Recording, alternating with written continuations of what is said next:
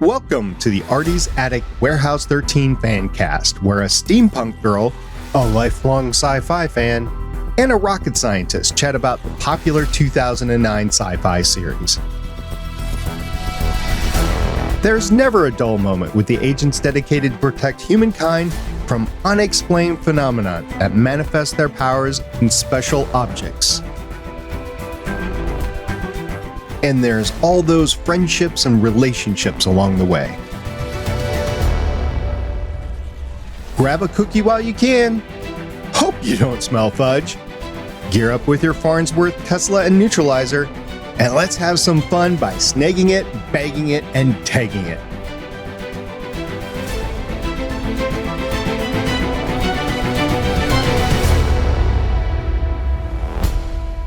Welcome back to Artie's Attic, the Warehouse 13 Fancast. I'm the Warehouse 13 janitor, currently upturning all of Artie's room looking for any more contraband artifacts.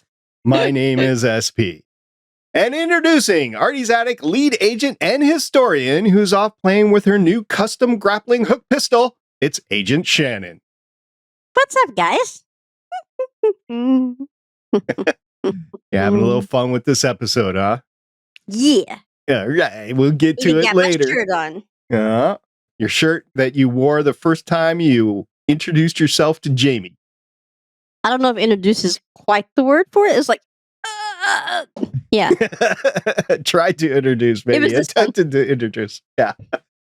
And also joining us is the warehouse agent who is off interrogating hunky, naked college wrestlers. It's Agent Carolyn. Oh, yeah. I like this job. Look at you, Major Blush. You're already blushing. Seriously. I snap him with a towel, too.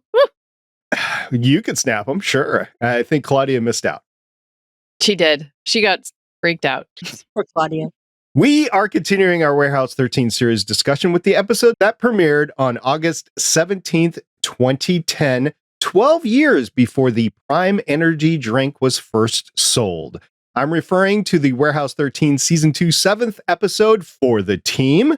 The Amazon description reads, Myka and Claudia investigate mysterious deaths on a college wrestling team, but they're shocked when an old foe shows up to help, and when Artie gets sick, Pete must seek medical assistance from an unwilling source.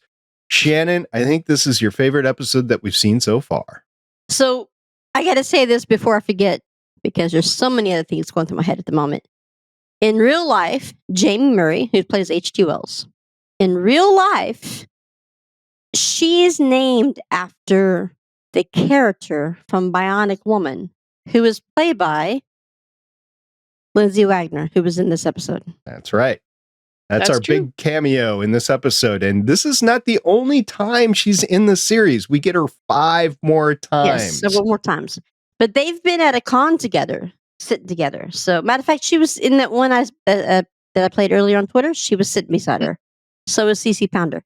But Jamie was named after, and because her mom spelt it wrong when she named her, that's how she named her.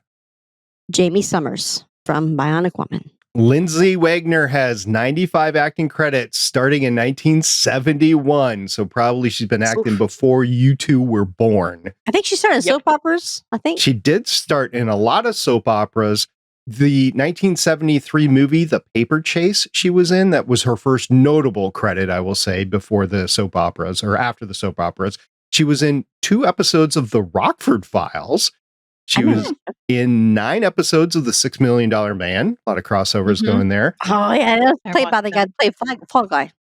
Yeah, I watched those. Lee Majors. Yeah. Yes. I watched those.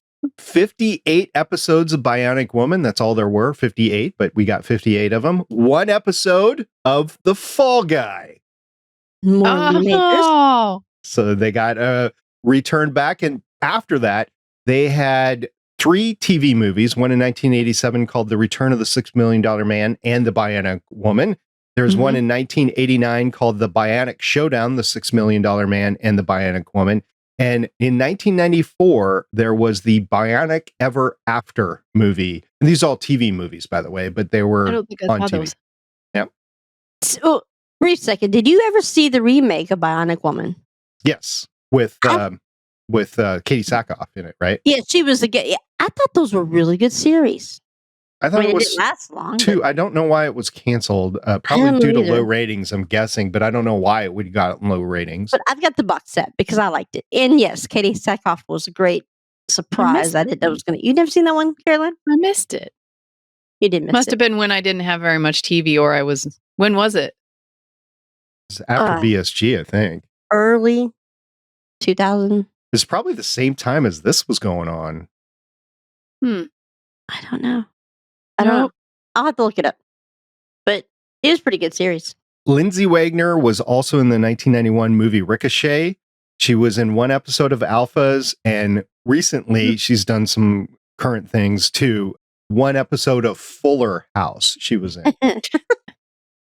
So she is active in the Vancouver filming area, I think. Anyway, Lindsay Wagner was awesome in this, and I'd forgotten that she was going to show up. And when she did, I was like, it's the thing with the bionic woman. It's great. So yes, that was great. And so we all get the bionic woman, but we also get Jamie Murray. So I can understand why this is your favorite movie or favorite episode since we started. Well, there's several things about this particular episode.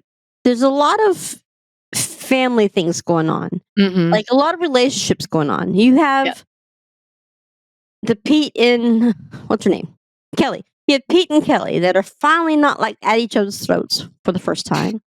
You have Claudia and Myka that are going to the campus together. And this is Claudia's first time being out as a, what do they call her? Like a apprentice agent? She's an apprentice.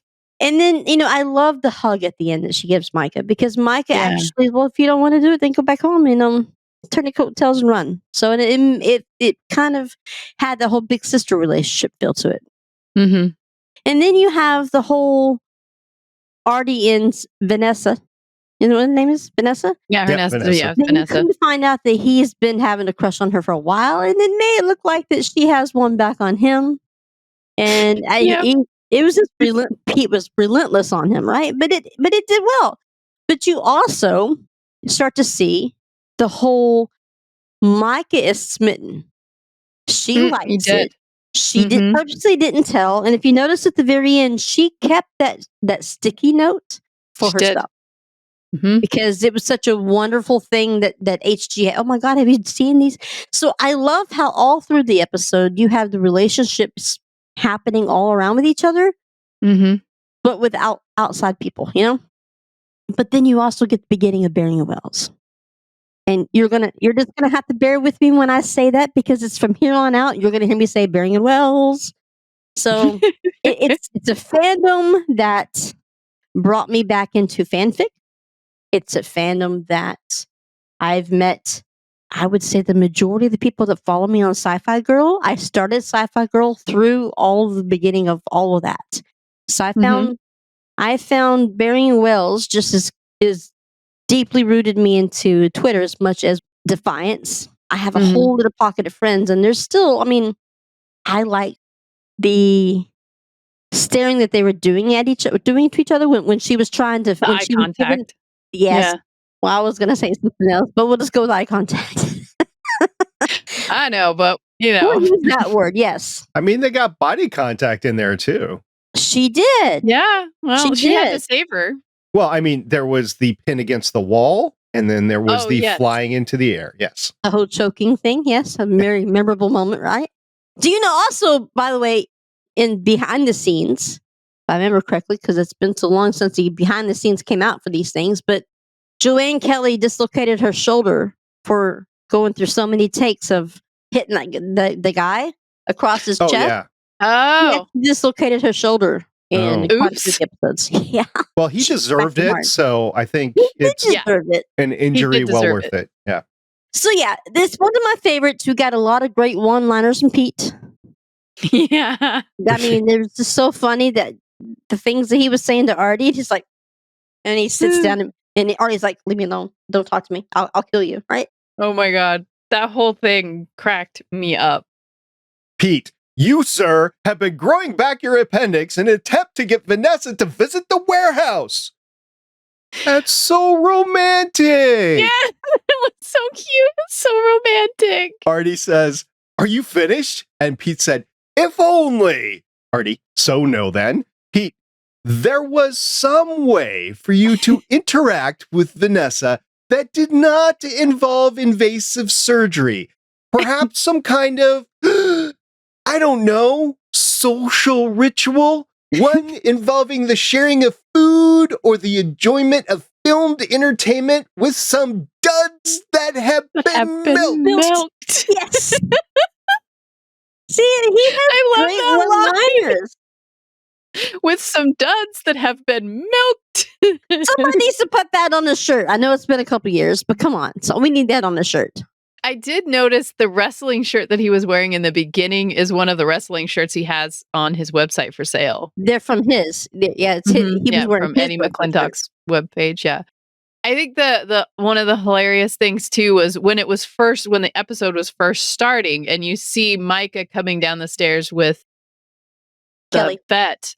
She's like, "I'm so glad you make house calls for ferrets." And then you see Pete coming out. Myka, you will not believe how many croissants I fit in my mouth. And then the vet looks at Myka and goes, "Someday you'll have to tell me how you got paired up with him." And then Myka's like, "Actually, it's kind of impressive how many he can fit." Did you see the part? I like the part where she's like, "Well, thank you for fixing Pete." She's like, "Pete?" She goes, "Oh, we named the ferret Pete too." She goes like, "What?" The ferret is named Pete also. Right. That wasn't in here though. Yeah, that whole the whole quote thing was pretty good. You know, he comes running. "Myka, guess how many croissants I shoved in my mouth all at once?" And Kelly says, "One day you'll have to tell me how you got partner up with that one." Myka says the croissants thing's actually kind of impressive when you see it. Kelly says, "Yeah, at least it keeps him from talking." And Pete says, "Oh, that's right. You prefer your males to bark and hump your leg." And she said, Yeah. "I'm sure it's in your repertoire." See, right there, you have the relationship between Myka and Pete, which now whereas before, remember in first season where they didn't get along, she didn't like him, and oh my God, you're such an idiot. I'm dealing with a child. And now she's more like a big sister. You know, it's really kind of cool. It's kind of neat and impressive. So cute. She's just trying to explain to Kelly, you know, like, look, it's kind of impressive. That's what something a big sister would do, right? Yeah, and I don't know if she's used this nickname before. I really caught on to it because it was said several times. She called Claudia Claude. Yeah. Mm-hmm. So Pete does it too. That was an endearing nickname that I picked up on for the first time in here. So bad on me if it's been said before. Again, going back to those relationships, I like how Claudia is so trying to be like Myka, and she's failing at it, right? And then only when she tells this to Myka, she's like, "Well, that was your first mistake, but you need to be more like you." Kind of like what Artie told her to be yourself, right? It didn't work out well for Todd. But once she realized that she needs to do the tech side of it and to talk to these kids like she would talk to from her own age, she's the one who figured it out. Myka didn't figure that out. Yeah. When she was talking to him, it was one of the funny things when she was talking, you know, the second time she goes in and to talk to this little wrestling kid. The funny thing is she points to the porn pictures he has on the wall. And she's like, "First off, those are photoshopped. And second," and then she gets into her spiel and she looks at him. She's like, "All right, spill it, Hulkling. Don't make me angry." I did like that one. And now with She-Hulk out, a lot of people know who Hulkling is finally. That's true. Going back though to when we were talking about the croissant thing at the beginning, when the vet leaves, Myka looks at Peach. "So what is it with you two?" And he says, "Well, she started it." Yeah, it was a lot of back and forth with them. So I got a question. I got lots of questions in here. So I guess I'll start with the gratuitous ones for you gals. All locker rooms have guys walking around in towels? No, sorry. I mean, I've never been in a guy's locker room, so I couldn't tell you. Yeah, that's not what happens. It's like all the like high school TV shows or movies, and they show all the women in their underwear or whatever. Yeah, that doesn't happen either. So, No, I mean, not usually. The romanticized wrestling locker room is not really like that. I mean, a lot of guys do walk around naked in the wrestling locker rooms because they're trying to sweat off pounds. I was just say, you tell me that they don't come out like still half wet from the shower, not even bother drying off like that guy did? Yeah, that's no, not how they look. No. they air dry. Yeah. Air dry. Air dry. Well, there are a lot of women that walk around lockers in like their bra and panties while they're walking around trying to get stuff ready, but that's mainly because they're standing in front of the mirror with the curling iron for too long. I was not one of those. So why didn't Myka just Tesla HD when Claudia and Myka first found her? Why did she should have, because she is a fugitive from the warehouse. She should have subdued her right then and there. Because she's already attracted to her.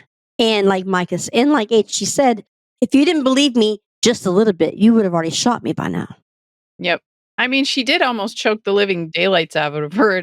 HG was all over there going, oxygen required for brain activity. And I'm over here, I'm like, oh yeah, I remember this part. I'm like, oh, I'm sorry. Continue. You're going to get a whole new me now. We do find out that HG has a daughter. We've talked about it before in the podcast, but this is where it's revealed. Her daughter, Christina, her picture was in the locket that she took from the vault. Mm-hmm.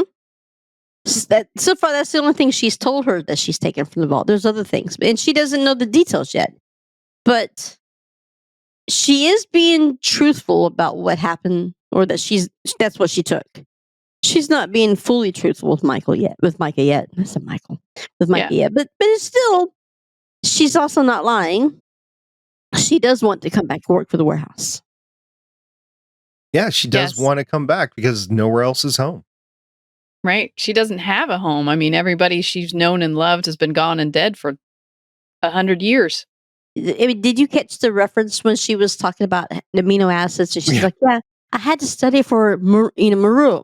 Dr. Moreau. Yeah. Dr. Moreau. Yeah, that was pretty good. I was like, how many geeks are going to pick this up? Nobody. It was Nobody. 115 years ago. I was like, amino acids haven't changed that much. Yeah, that was pretty good. She's like, amino acids haven't changed in 100 years.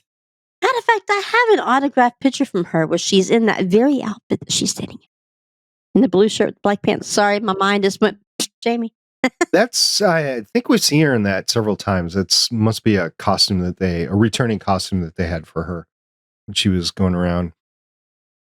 We also get, the poor coach gets just lambasted by this SUV, right? At the end.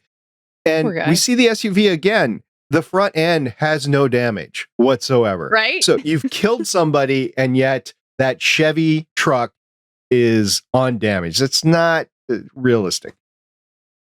No, that but is Hollywood bubble guppies. Bubble guppies.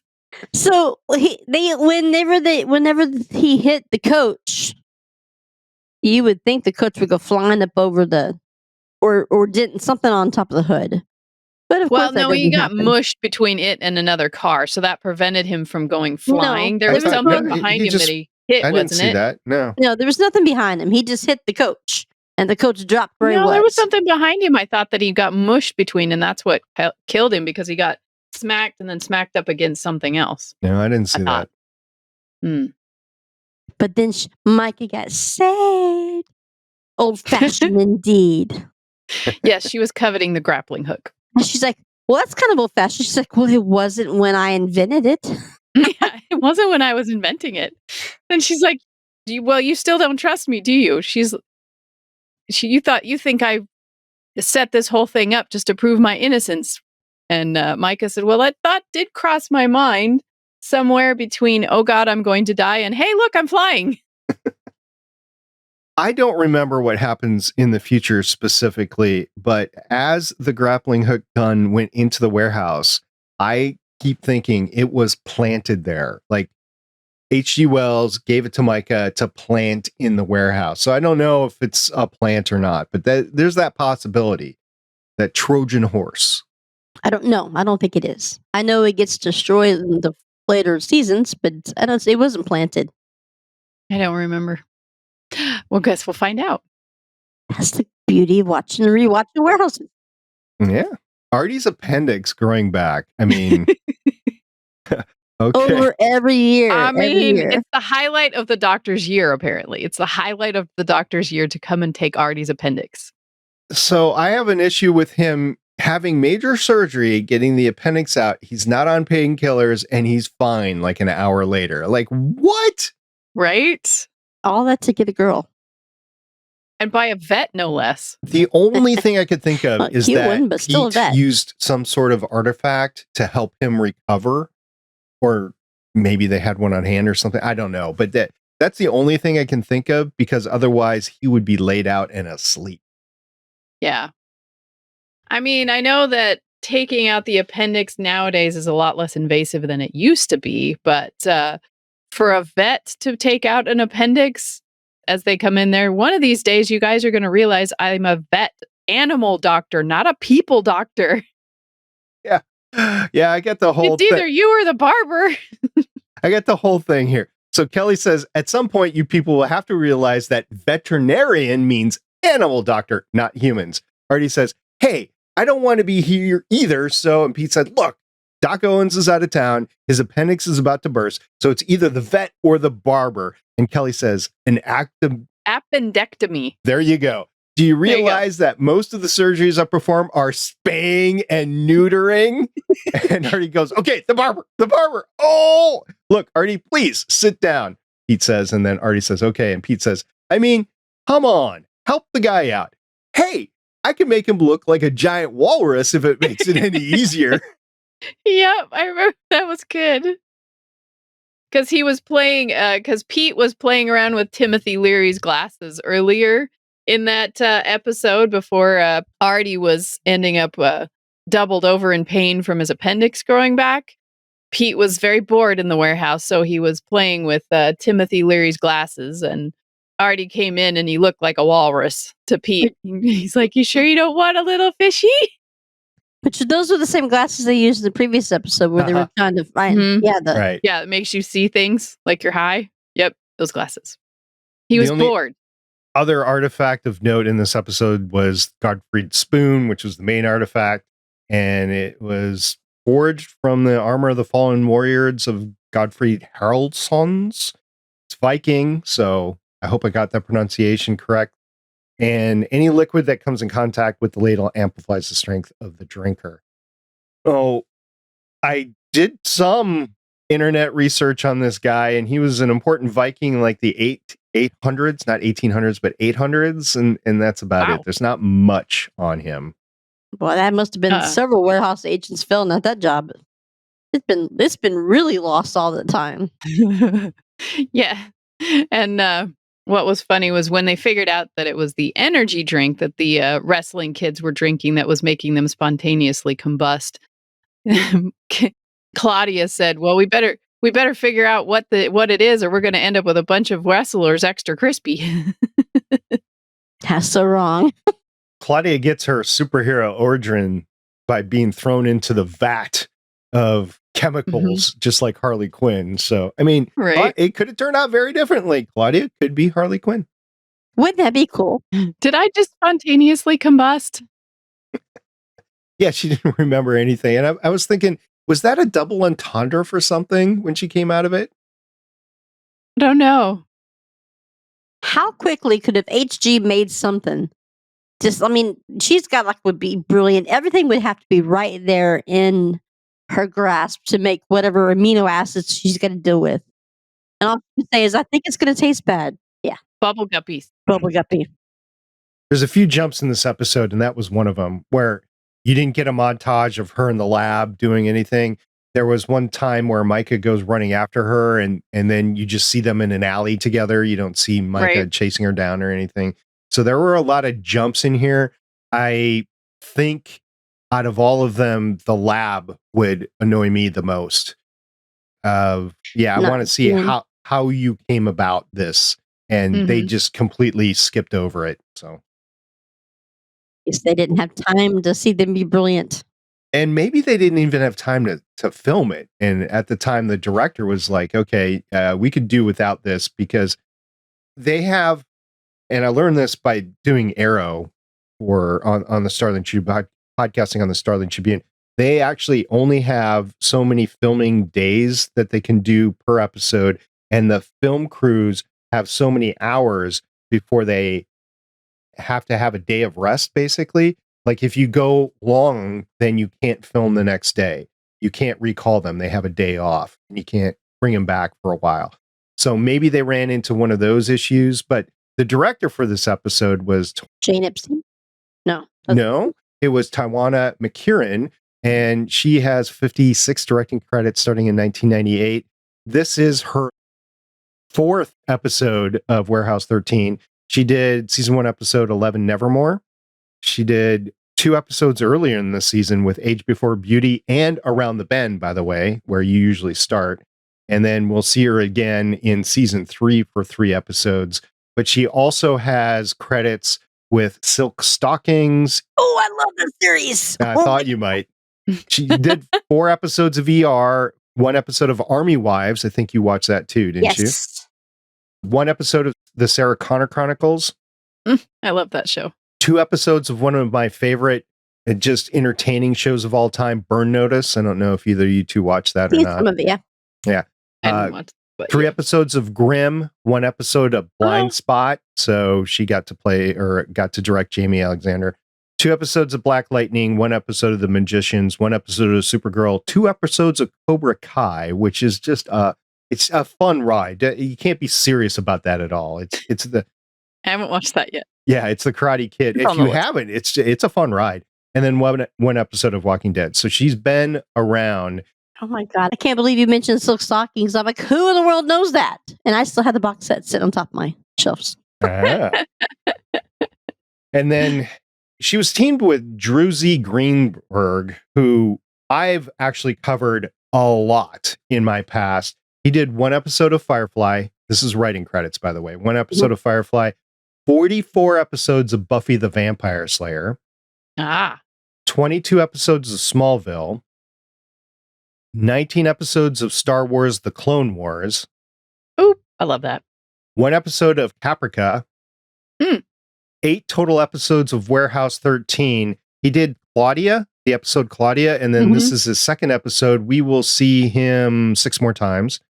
And then what I covered him the most from is the next 2, 6 episodes of Arrow and 13 episodes of Agents of S.H.I.E.L.D. So I've covered him 20 times previously. A lot. So, I think I've told y'all this before, but I don't remember ever seeing Buffy. And I think it was on the same time. It was probably on the same time around Charmed and Xena, maybe. Because I never watched Buffy. Yeah, I started a rewatch. I've never watched it all the way through either. I know it's very iconic for a lot of people. I started watching it, and I think I got close to the end of maybe even season 2, but I think it was season 1. And I just haven't gone back to it. But it's okay. I think the thing with Buffy, though, now, if you catch it streaming somewhere, the problem you're going to run into is the songs. The songs, the rights to the songs went away, and they replaced the songs. So it's just not the same. Yeah. They did that same thing with the theme song of Charmed, the original one. Those rights went away, and they could not use that version anymore of Charmed. Yeah, from a guy's perspective, The Deadliest Catch had Wanted Dead or Alive in there, and they had to finally get rid of it because they couldn't afford it anymore. It's like, okay, I don't watch the show anymore. I think it's a bunch of trash now, but whatever. It used to be good. I used to watch that. When it first started, it was really good. And then it just kind of went. So, which show you talking about? Deadliest Catch. I would say it's good up until Phil's death, and then after that. Yeah. Yeah, I'd say that too. Then it kind of went. Yep. Wait, that's the technical term, by the way. You hear what it says? What do you hee-haw now? Yep. Yeah, remember that? Yes. Carolyn, what was your favorite part of the episode? Oh, I don't know if I could choose a favorite. There were so many. I mean, it was cute when Pete was trying to give dating advice to Artie to try to get him to ask the doctor out. And then all Artie could come up with is, have a safe flight. But it was also very endearing, the conversation with Myka and Claudia trying to get her to go back and interview the kids. These are your peers. Go interview them like you would anybody else you know. And then at the end, it was really cute to see the conversation that Pete had with the vet. She's like, well, I figure your species has to eat too. So maybe we could go eat at the same place, maybe at the same table. Oh, that was so important for him to reach out because of everything that Artie said. And supposedly not on painkillers. He's like, I think you were really talking to yourself because you saw me and you didn't want to be me. So you saw a future that you didn't like. Yeah, and he threw Pete's line back in front of him. He's like, don't be the guy that just only has the warehouse. Yeah, they both said the exact same line. Be one of those agents who are obsessed with the warehouse. That works out so well. They both said it. That was the line right there. Thanks. Both of them said that to each other, and they both went, okay. So, I mean, in the end, it was Artie actually got to go for a sit with Vanessa. She's driving. Claudia is applying for college because Myka was like, hey, you could go do this. HG gave Myka her grappling hook. It just says, you can owe me. And then Pete getting to go out Dutch for Chinese with the vet. I mean, it was just all over a really, really good episode for all the growth of the people that were in it, I think. And there were so many. Yeah. And the interaction of HG and Myka was really fun to watch. So I don't know. I don't think I could. Those were all my favorites. I don't have a favorite either. I thought your favorite part was when Myka and HG were in the hot tub together. Don't even get me started. I'm sure I can find a fanfic like that. Matter of fact, I'm pretty sure I have actually. You know what? I like that this is the start of them, right? I like that this is, you can already see Myka is taken with her.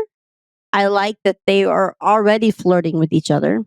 And I know, Carolyn, you probably watched it this morning, but SP, if you didn't watch what I posted this morning from one of the cons, where somebody asked Jamie at a con what she liked best about the development growth of her character. And she was talking about the redemption that she went through as a character of HG. But how she was talking about, and I've said this in the past to you before, I think, the relationship that you see on the screen that plays out between HG and Myka, it was not written that way. It was not meant to be as romantic or fantasized or anything other than just playing a character, because they, as in Jamie and Joanne, decided to play it that way. The side looks that they give each other, the little touch of the hands, those are things that they played into it to make it Bering and Wells. It wasn't written that way for her. And matter of fact, she was joking about in that video about how when she was first introduced, her character, first time you see her is when she was kissing Pete in her old house. And she says, that would never happen. I feel like my character was meant to be attracted to him. She's like, and that would never happen, right? But then she said Joanne Kelly walked in, and I said, hell yeah. And I'm like, most everyone else would. So I like the fact that you're already going to start to see more of the development between those two. And when you have people that have, in my opinion, they have good chemistry on and off screen, those are the people that you are able to look at it and it feels realistic to you. Like there's so many other characters like Way Hot. Like it's realistic to me because you could see the emotions that they look, and because they're like best friends off screen. So it plays well together. So I like that Myka, who has always been the goody two-shoe, that's always been playing by the rules, is now going to start breaking rules that she knows better for HG. Again, character developments are happening. So all the way around. It's not just me gushing over Bering And Wells. I know. I am a Bering. I'm sorry. You're going to hear it. It's just, I'm sorry for not being sorry. Wouldn't have it any other way. I know, right? But I mean, I do like the fact that you're seeing. I loved the interaction between Claudia and Myka and how she talked her into going back to school. But that hug at the end, where she's treating her like a little sister, and now they've become partnership, and now they've going to get closer together because they've been on missions together. Mm-hmm. What about USP? What was your favorite part? Oh, my favorite part was definitely when Pete figured out what Artie was doing. Because that was good. It's not, this is another thing that just isn't shown in the episode. Pete saw what was happening. It didn't feel right to him. So this is not mentioned in the episode at all, but you just know it happened. It didn't feel right. So he searched around and was like, okay, what might be causing this? Checked out his room because I think also he's worried about himself. Like all of a sudden his appendix is growing back and like, oh, what do you mean? It happens when you live in the warehouse. Wait, what? What? So now he's got that, and then he finds something, and then he actually is forced, because this is not Pete. To read a book. To read a manual. To read a manual. He read a book. And he didn't read the manual, he read the manifest. No, he read the manifest, not the manual. But he still has to read the manual. He reads the manifest and figures out that it is growing back his appendix, and then he goes back to the scene where Vanessa and Artie were playing off each other, and then it just all appears in his mind. So now he's got to confront him. And here's the sly thing about it. Vanessa is in the next room, and Pete's voice is raised. So really Vanessa hears this whole thing, and Pete just goes into it. I've already done the quote and just says, it's so romantic and everything. And he's all for it. And the milks that were duds, or milk the duds. The duds that would be milked. Yeah. And so that whole interaction is definitely my favorite in here, because there's a whole backstory that's just not shown on screen. Yeah. The part before that when the doctor is coming in and Pete's like, we have a warehouse doctor? Yes, Pete, it's in the manual on subsection blah, blah, blah, that he says. And like, well, I'm just waiting for you to read it to me, Papa. And then when the doctor starts to go and get ready for surgery, Pete's over there looking at Artie. Well, Artie, am I seeing you and Vanessa in a tree? KISSING? And Artie's like, shut up. He's like, well, this means newsflash. Artie is human. I wonder how much of sometimes, and it's been so long, I don't know if you can find out anymore, but I wonder how much that was actually scripted, or is it ad-lib for... Yeah, with Drew Greenberg as being the writer, I wouldn't be surprised if it was at least really close to what actually went out there, because he seems to be able to get into the characters and get that quippy dialogue back and forth. The 6 episodes of Arrow, that I'd have to go back and check, but I bet you that's a bunch of quippy dialogue between Felicity and Oliver in there. And then Agents of S.H.I.E.L.D., the team going back and forth, that's all quippy dialogue. So I gotta think that Drew had a big hand in this. It's really good. It brings out the character of Pete so much more. I mean, he's definitely the comic relief of the episodes. Yeah, this one was a really good, it was a good Pete growth episode too. Like, he grew from, like, he needed a break from that last episode. And then he, figured out, oh, Artie actually is attracted to someone. Ooh, I can fix this. Let me help him out with that. And then Artie's like, actually, I see what's happening here. And they both kind of grew in the, okay, let's take a chance because we don't want to be that guy laying in the warehouse. And that's all we ever do. Well, if you haven't put it together yet, For the Team wasn't just talking about the wrestler teams. It was for the team. The team is the warehouse team. Yeah. So each one of them had a character development for the team. Mm-hmm. I love my show. Yeah, and for the record, by the way, Claudia is applying to South Dakota University, which doesn't exist. However, South Dakota State University does have a very good computer science program. So I can only think that Claudia had some success there at South Dakota State. Well, wherever it's at, it's got to be closer than Southern California where they sent. Or he's like, get an education while you're there. It was Northern California, but Northern yes. California. Yeah. Still, no education to be had when you're in South Dakota. On the food end of things, we do see, let's see, there was the mention of croissants in the beginning. And there's the energy drinks. And then there is the Twizzlers sitting on the vet's desk when it's at the end there. Somehow I'm wondering if like there was a pay with Twizzlers. Maybe. Or there's like a Twizzler sponsorship, because I mean it's like, because a lot of the other things don't have their own labels, so you can't really tell. It's just a food. And Right. Pete was eating something in a bowl at the end. I don't know what it was. I couldn't tell.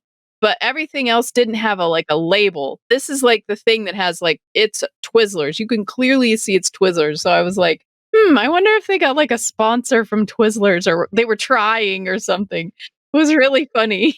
I remember them having a sponsorship from some vehicle too. So I think they maybe drive Fords or something in the episodes, because they don't blur out those emblems when they show. Oh yeah, that's true. That's true. This was Chevy in this episode, but Chevy Pete's Ford car in the pilot was a Explorer, but now he's driving a Chevy. He's driving a Chevy Blazer. So maybe it is sponsored by Chevy. They had to flip teams, because for those that don't know, Ford and Chevy there's two camps out there. Either you're a Ford person or you're a Chevy person. Whatever. Well, we're not watching it on, like, I had the DVD disc, right? But when you're watching them like on some kind of paid program and the commercials come through, they use those commercials sometimes from when they were actually being broadcast. And I remember them being a lot of car vehicle commercials come through. Well, that's just the demographic that watches this. They're in the mode to buy their first new car, right? The actual people that are the demographic. So mid-20s is the demographic that probably popped for this show, so we can sell cars to those people. By the way, remember when we were talking about color theory last time, and Shannon was like, it's hurting her brain. I'm just going to point it out It still that hurts my brain. the Need drink another gummy. is kind of orangish. It's kind of red orange, Oh, right? good call. Yeah, and then Damn it. I think it made me think about it. well, the ladle isn't, though. The ladle is like bronze metal or bronze something color. like that. Yeah, it's more of a brown bronzish Of course, color. it's from the 800s. Right. So, but Right. if it's bronze, it would be like orange, or brass, it would be like orange or whatever. Purple That's true. would be like the glasses and the whistle that Leary. was used by the doctor to figure out if he had an infection or not. There's no information on that. The thing that the artifact that grew back top? the P.T. Barnum's top. Thank you. It was called P.T. Barnum's top. stroke victim. I had it. I was doing this. I know, that's why I was helping you out. Thank you. I couldn't get there. It was purple, right? I mean, purplish. It was glowing. Yeah. It reminds me of, when you say purple, it reminds me of the Dark Vault, right? And Pete's like, yeah, go ahead, just take a stroll through. Just take a stroll to the Dark Vault. Like, that is not a date. That's a horror feature. Right? What could possibly go wrong? I did like when Myka's sitting on the bench and Claudia comes up to her. She's swiping files left and right from like police and from the coroner and stuff. But I hacked the coroner, so it's okay. So she's running up to Myka, and Myka's just sitting on this bench, dejected, and bobbing this metal up and down in the orange or the purple goo. Like, dang it. It just looks like it's not the first time she tries it. It's like, well, maybe this time it'll work. Yeah. And it just doesn't work. Maybe the third time's the charm. Out of all of it, that's the cool thing about it. Out of all of it, Claudia felt like she was failing because she wasn't doing it the Myka way, but Claudia's the one who figured out everything out. You know what I just realized too? I just realized that Claudia's coat that she wore when she finally decided to be herself was purple. You're not going to make me seriously rewatch these episodes. And it's Whoa, I mean, no. that's such a torture for I you. know, it's such a hard thing. I'm not starting over at the beginning, though. We're going to start right at the episode before. Was there any colors in that one? We had a little tough time with that one, but yeah. That's okay. Mike is still cute in it. That's where I start. The jeans and gun does it for me. I'm sorry. Yeah, that was the one thing that when they first started their interviews, when Myka and Claudia walked into the wrestling meet, and Claudia was like, "Okay, I'm ready to be the apprentice. Wait, should I have worn something business suitish?" And she's like, "What?" And then you see Claudia note, "Okay, note, jeans are okay." Yeah. This was not my favorite episode. I had just brain things that happened. I talked about them. So it's not my favorite episode, but it's solidly like the top of the middle of the pack for me. I know it's Shannon's favorite episode so far. Carolyn, what do you think? I really liked this episode. I don't know if it's my favorite, but it is one of my favorites. I did notice another Star Wars quote because I'm trying to find those now. It was when Claudia went to stop. What was his name? What was the wrestler guy's name that they were trying to? Gary, but I don't remember. I think it was Gary. Yeah, it was Gary. They were trying. She was going to go warn Gary to stop drinking that drink. He opens the door and he looks just like death warmed over. She's like, "Dude, you look like Bantha Puda." I was like, "Ooh, Star Wars reference. There it is." And I'm looking at you like, what? Who's that? I don't know it. Gary, by the way, was played by Robert Clark. I would not recognize him whatsoever, but he was in a few child series, like 52 episodes of the Zack Files and 42 episodes of Strange Days at Blake Hostley High. I don't know if those are like Never heard of them. Disney kids or something like that. I don't know. But he was in a few episodes before he got here in Warehouse 13. This was the only episode he did with Warehouse 13, and he hasn't done much since. Probably had a different career. Either that or he's extra crispy now. Still up in Canada. So let's read our next email. We got one? Oh, that's right. We didn't get one. So if you'd like to send us an email, you can. You can send Shannon an email at warehouse13fancast@gmail.com. That's warehouse13fancast@gmail.com. As you know, we will read them on the air. Also, we don't have any new reviews on Apple Podcasts, so we would love to read a review that you do over there. We would prefer it to be 5 stars, but we know you got to vote with your heart there. And also, we have comments available on our early episodes over on YouTube. So you can go ahead and go to YouTube, find Artie's Attic over there, and leave a comment over there. We will get your feedback. And then also there's the social media. Both Shannon and Carolyn are on the X. And now Carolyn is also available on the Threads. Oh, yeah. You're available on what? Threads. It's Facebook's version of Twitter. It's like Instagram, Twitter-ish. I don't know. Girl, you and I are the same age, and I'm like, what the hell are you talking about? What are you doing? I blame SP. He told me to do it. I blame SP. What happened over this past weekend is Swiftie Nation moved from the X over to Threads. So, ESP had to check it out. Swiftie Nation. Taylor Swift. You're telling me you moved because, you're a fangirl. No, okay. I was there long before Swifties came over. For a while. Yeah, he says this now. But continue. Well, I mean, he was watching the Taylor Swift concert that happened to break out into a football game over the weekend. I know, it's just amazing. There's so much football that happens at a concert these days. I just don't understand. I don't know what you're referencing, but I know that she was on the field with him when they won something. Is that what you're talking about? Yeah, that's exactly what I'm talking about. There was a kiss, and he says, "I love you so much," and she didn't say it back. She just said, "I've never been so proud of anybody in my life." I'm like, oh, snap! Yeah, I'm sure about a football song. Well, the breakup's coming, so she can write the album and then make. Yeah, she's got to get some billions. good new fodder, new lyrics.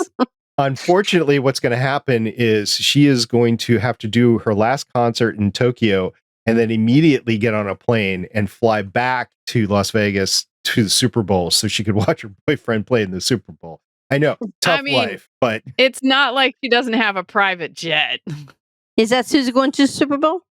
yeah, that's the team, the winning, the kissing on the field and stuff like that. That was the AFC Championship game. So that team, Taylor Swift's boyfriend plays for, Right. which is Kansas City Chiefs, by the way, will be in the Super Bowl. Yeah. Well, one, I don't watch football. Two, I didn't know that's what the deciding thing was. I just saw them on the field. But I do know the colors, and I know he's Kansas City. That's right. I only watch Super Bowl for the commercials.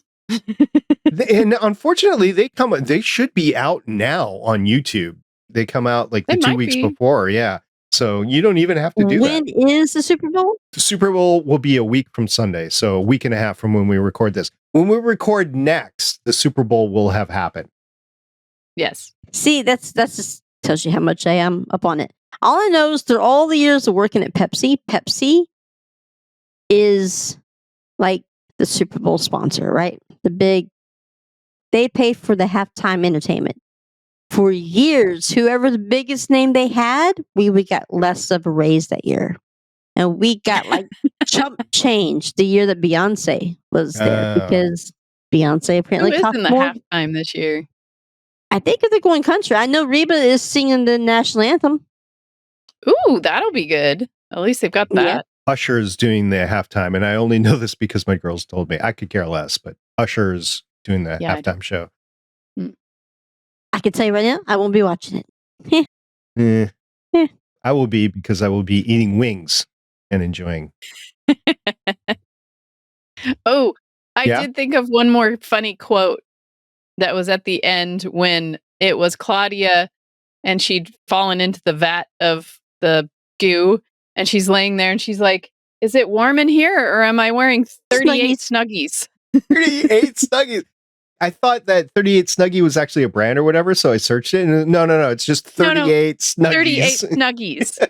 Snuggies cracked me up. And because that was what the post office lady was wearing when she was watching the movie that caused all the problems. It was a Snuggie.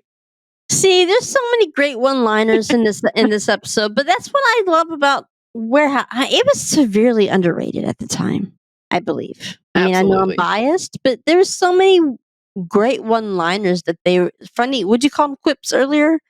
But it's in like every episode, and Pete has them, or Claudia has them, and later on Jinx has them, or sometimes. Oh man! Sometimes you'll have Artie throw them in there. Yeah. So this was competing with the end of Eureka. So I mean, pure sci-fi guys are going to be more towards Eureka than Warehouse 13. Yes. I can understand that because that was me. Good dialogue series, though, are worth a watch. One that everybody talks about is West Wing, the Walk and Talks and the West Wing. Then the Aaron Sorkin, I think his name is, went on to do the Newsroom over on HBO, kind of the same sort of thing. One series that the dialogue is just very quippy, very stingery, and you're like, wow, did they really say that? And you have to rewatch it several times because it's so fast, is the Gilmore Girls. That series has amazing dialogue in it, and I have girls that have watched it. I've never watched the whole thing, but every time I walk into the room when it's being watched, it was like, wow, that was really neat. And then if you actually get to know the characters, it's even better than that. So yeah, the Gilmore Girls is another example. It's not sci-fi whatsoever. It's just good dialogue. I could tell you another I've sci-fi heard that it's good. I just never watched it. I've never watched it either. Another sci-fi show that has good dialogue is, believe it or not, is Lost Girl. Yeah, I remember that. Lost Girl. Carolyn, you're looking at me like I haven't seen it. That was like 2 or 3 seasons before it got canceled. I'm sorry. It had at least 3 or 4. Yeah. I'm going to have to make a list for you. I know. And then you'll have to tell me where to watch it. and then I always tell you what's at the top of my list you need to watch. Orphan Black. Yeah, that one that I don't know where to stream at because I don't have the DVDs. You made me miss Dark Matter earlier because you're like posting all these things. I'm like, too. I miss her. I know, because Joseph Malazzi, who was the creator of Dark Matter and one of the Stargate. writers on Stargate, he posted on his Twitter account, and I just absolutely love watching them. And I'm like, I have to repost these things. Well, he interacts with you a lot too. He does. He's really funny. I actually won a script from Dark Matter from him live tweeting one time watching Dark Matter. So I have a signed script from Dark Matter. I have signed scripts from Jag. That's Ooh, cool. Really? Yes, I do, and autographs from Catherine Bell, Mm. which is also why I know Army wives, and yeah, I liked her Catherine Bell. Good Witch. The Good And Witch. Good Witch. She's great in Good Witch. Liked the Good Witch. And of course, Good Witch also had my girl, Kat Burrell. So About the closest that I can get is on Legends of S.H.I.E.L.D. We interviewed a couple of the creators of X-Men, the animated series, also known as X-Men 92. And afterwards, they asked for our addresses, and we gave them to them, and they sent us signed scripts from Wow. X-Men 92. So That's cool. yeah, that was really cool. I was like, oh my gosh. And then X-Men You're like, 97 is coming out later this year. So every Winona Con that I've gone to, Emily, the director, she brings scripts to sign and passes them out. I think that's pretty cool because it gives you a piece of the show, right? Yeah, it's really neat to actually read the script and see what's actually in the script and how they do a script. It's kind of fun to Like the to one I read. have with Jag, who's ever it was either her or the guy that played Harm. You could see where they had taken like little notes or maybe scratch Mhm. something out, or maybe they were doodling, That's but they had fun. but then they make those photocopies of those things, and that's how they send them out to you, right? But then but like I said, I was really into Jag at the time. I love Jag, That was a good show. and I have seen that one. I mean, my ringtone used to play Jag. But I like those kind of openers anyways, because at the time when it was on the series, that opener was an actual live band that played it. It wasn't like recorded. It was like a live orchestra that did it, like our marching band. Oh, for Jag? Yeah, for Jag. Okay. They had a live. I didn't know that. Yeah, it's kind of military drum. Jag was, for those that have never seen it before, it's kind of a combination of Top Gun and A Few Good Men, Mhm. basically. Yeah. And I guess nowadays NCIS, but really I was going to say kind of like NCIS. Well, Yeah. NCIS got its start because it was a spinoff from Jag. Because of Jag. Yeah. Oh, I didn't know That's that. how it got See, I started. taught SP something. Yeah, the original NCIS, the original one. What was his real name? I can't It's remember. called NCIS. Mark The Harmon. original one is NCIS. Yeah, Mark Harmon. That one was a spinoff from Jag because Jag did several crossovers with it. Mm-hmm. Yeah, and still watching that show. It's like a staple in our house. My parents love it. It was like less than 10 years ago or so. I mean, Jag's been off the air for a long time, since 2005. But it's been 5 or 6 years now that I guess when NCIS was ending one of their seasons, the guy that played Harm and Yes. Kat Brill, they came back and did a cameo in it, right? They did. Yeah, they did. Because I was like, Jag! but that wasn't that long ago, right? It was just a couple years ago. No, it wasn't that long ago. Yeah, so they revived those characters. Mm-hmm. Yeah, I think I've mentioned this on a podcast before, and I want to say it's this podcast. Rick Harmon is married to Pam Dauber. Dauber. Who, Yeah. who Yeah, you was did say that. Mork and Mindy. Yeah. Yep. We're on top of that. I got it. Pam Dauber basically stayed at home after Mork and Mindy. She basically stayed at home and raised their kids. That was the deal that she made with Mark, was that one of them were going to be at home with the kids. So she cut her career short for that. And I have a lot of respect for working people in Hollywood that make that decision. So it could have been, if Pam was working then, it could have been Mark that stayed home. I can tell you, looking back, you know what? It's just weird. Through my life of my sexuality or whatever, through life, you don't realize that you're like, oh yeah, you had a crush on someone. That's what that means. Like, I remember that. Pam Dauber, Mork and Mindy. I remember Mork and Mindy, and I was infatuated with her. Couldn't tell you what it meant at the time, but I liked it. But as an adult, you're like, oh, that makes sense now. Yeah. Mm-hmm. Yeah, I had a crush on Pam. I mean, She's I think pretty. most guys did. Yeah, she is. She's and pretty. witty. And witty. Mm-hmm. And I think that started my infatuation with Colorado. And I ended up living there for 4 years. So it was everything that I played. Yeah, Colorado. Did you get a Jeep too? Colorado. I have a Jeep now. Do you really? Yeah. How long have you had Jeep? Since 4 or 5 years now. 5 years. I love my Jeep. I It's a love lot it. better than a minivan that I used to have. But I miss my truck. Honestly, I like my truck. And I know you just got rid of a truck, Shannon, but I only miss the my power truck. for my truck. I was a V8, and now my Jeep does not have that same kind of power. But man, I can whip that Jeep into any parking spot I want to without thinking twice about moving the beastie. I did. I rented.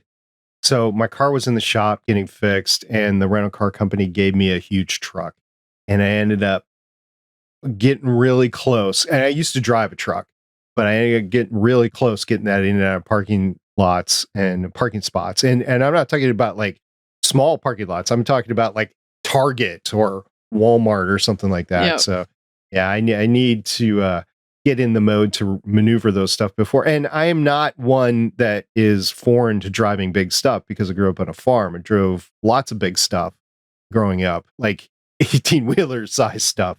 So I don't have a problem with it. It's just I have to get reaccustomed to it because I've been driving smaller vehicles ever since. Mhm. It just happens every time I get in like a Suburban or something. I'm like, okay, I gotta remember how I actually Yeah. drive this thing around. I made a U-turn the other day. I'm like, I would have never been able to do this in a truck. But that Jeep whoops around pretty quick. Mine basically turns on $1. It does not turn on a dime. You need a wide turning radius for mine. What do you drive? My Xterra. Oh, It's no, my that doesn't Xterra. turn. Yeah. No. It basically it's like, you're trying to it's like I need a wide berth here. Your turn radius is limited by your 4x4 too, though. Yeah, it does have 4-wheel drive, but it's That just, limits the action of the front wheels. it turns on $1, not a dime. It takes $1 to turn too because it's so much gas. Anyway, Pretty much, yeah. next time. Speaking of Warehouse 13. Yeah, we're going to be covering season 2, episode 8, Merge with Caution. I will go with Shannon since the last person I asked was Carolyn. Do you want the IMDb or the Amazon description? Amazon. The warehouse agents hope to spend a weekend just relaxing and being normal. Pete with his girlfriend, Kelly, and Myka at her 10th high school reunion. But an artifact gets in the way. Claudia sees a new side of Artie when they take on a mission of their own. And we might have an apprentice of our own on the next podcast. So we'll just see how that goes. The half pint one. The half pint. The half pint one. Yep. This is a good Mini. episode coming up too. I like it. I like the artifact they use, and it's nowhere near as Myka walking down in the black dress in the hallway at the Las Vegas stuff. But she's pretty cute, and there's tons of Twizzlers in it. We're coming up on the last third of the season here. There are 12 episodes in the season, and then there's the Christmas episode at the end. So technically there's 13 episodes in the season, but one was a Christmas special. So I'm looking forward to catching the last third of the season. These seasons often gets good near the end. Yes. Yeah. I think most seasons have Christmas episodes. It's not a sure thing anymore. I know Arrow had a No.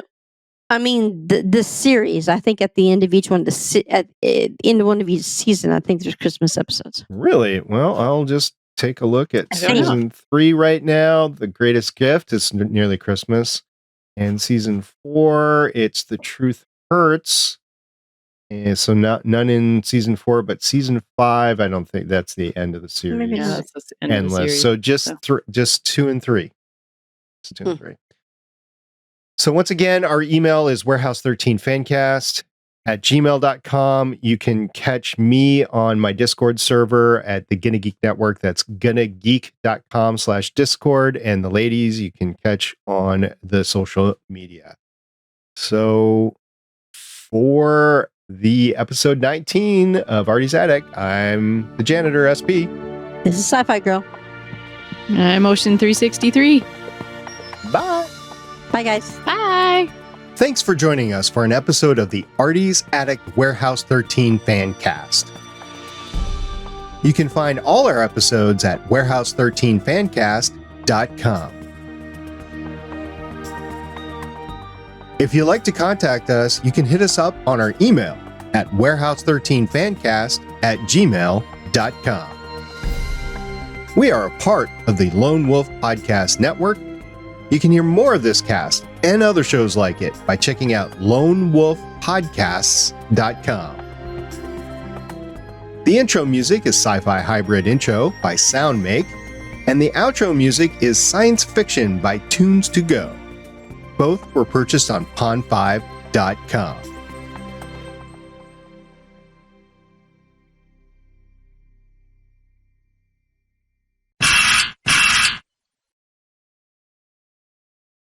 Got my Nice. I likes it.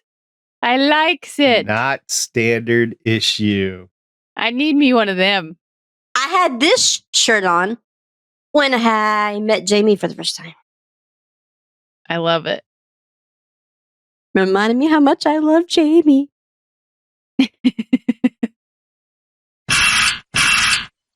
Look, I get it.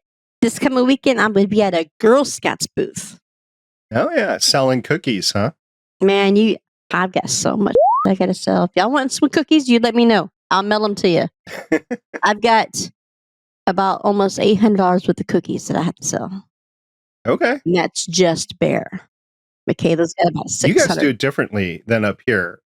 Up here, they sell in advance, but I guess you guys just buy everything. They used to do that, but they don't. In the 4 or 5 years that we've been doing Girl Scouts, that's how they did it when I was a Girl Scout.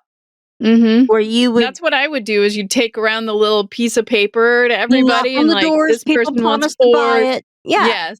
That's what I would have to do. I'm not so lucky. So they make us choose how many cookies we want, or how it's like playing spades. So you're betting on how many you could sell.